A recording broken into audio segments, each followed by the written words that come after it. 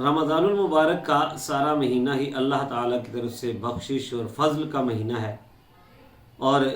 اس کی آخری رات کے بارے میں بھی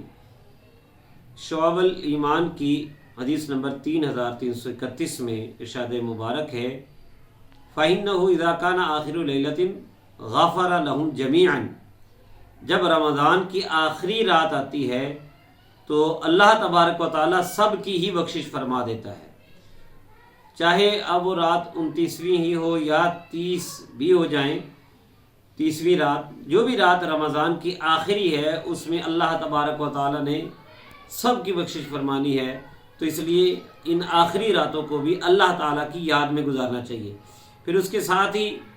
جو عید الفطر کی رات آتی ہے اس کو لیلۃ الجائزہ بھی کہا جاتا ہے، اور عام طور پہ ہم اسے چاند رات کہتے ہیں۔ تو اسی بحقی شریف کے حدیث نمبر 3421 میں شعب الایمان میں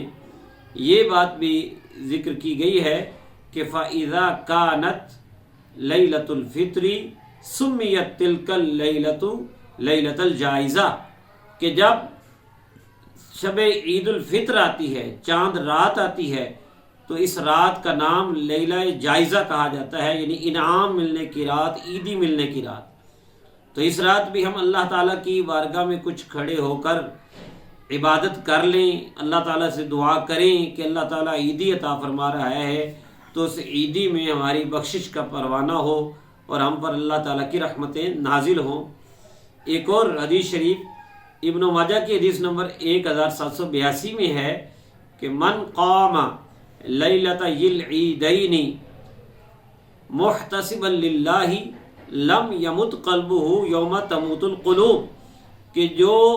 دونوں عیدوں کی راتوں میں اللہ تعالیٰ سے ثواب لینے کے لیے کھڑا ہوتا ہے، اس کا دل اس دن نہیں مرے گا جب لوگوں کے دل مر جائیں گے، یعنی اس کے دل میں ایمان کی اللہ تعالیٰ حفاظت فرمائے گا، ایمان کی حلاوت اس کو عطا فرمائے گا۔ تو زندگی زندہ دلی کا نام ہے، مردہ دل کیا خاک جیا کرتے ہیں۔ اس لیے اس چاند رات کو ہمیں بے روی میں، بے حیائی میں، بد نگاہی میں نہیں گزارنا چاہیے۔ اللہ تعالیٰ نے قرآن کریم میں مومن مردوں کو بھی اور مومن عورتوں کو بھی سورہ نور کی آیت نمبر 30 اور 31 میں نگاہوں کو جھکانے اور پارسائی کی حفاظت کرنے کا حکم دیا ہے۔ قُلْ لِلْمُؤْمِنِينَ يَغُضُّوا مِنْ أَبْصَارِهِمْ وَيَحْفَظُوا فُرُوجَهُمْ، یہ 30 نمبر آیت میں سورہ نور کی، اور وَقُلْ لِلْمُؤْمِنَاتِ يَغْضُضْنَ مِنْ أَبْصَارِهِنَّ وَيَحْفَظْنَ فُرُوجَهُنَّ،